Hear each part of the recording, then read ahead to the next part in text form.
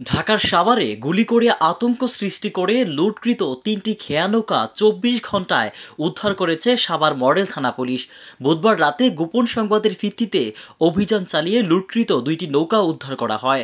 পরবর্তীতে বৃহস্পতিবার দুপুরে সিংগাইর বাটিরচর থেকে আরও একটি ইঞ্জিন চালিত নৌকা উদ্ধার করেছে সাভার মডেল থানা পুলিশ। এই ঘটনায় প্রধান অভিযুক্ত আসামি অন্তরসহ বাকিরা গ্রেফতার হয়নি এখনও।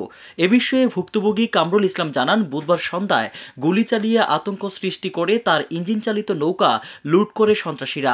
পুলিশের সহায়তায় খুব দ্রুত সময়ে তার নৌকা ফেরত পেয়েছেন। আপনারা জানেন, গত ৯/৪/২০২৫ খ্রিস্টাব্দ তারিখে 18টা 10 ঘটিকার সময় অন্তরসহ কতিপয় লোক ফাঁকা গুলি করে তিনটি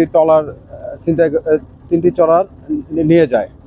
উক্ত ঘটনায় আমরা ঘটনার পরপরই বিশেষ অভিযান পরিচালনা করেছি এবং দুইটি ট্রলার উদ্ধার করেছি এবং আমরা আরও তদন্তকারী কর্মকর্তা সহ এবং থানার একটি বিশেষ টিম আমরা অভিযান পরিচালনা করে, আমাদের কাছে গোয়েন্দা রিপোর্ট ছিল যে ট্রলারগুলো সিংহের এলাকার একটি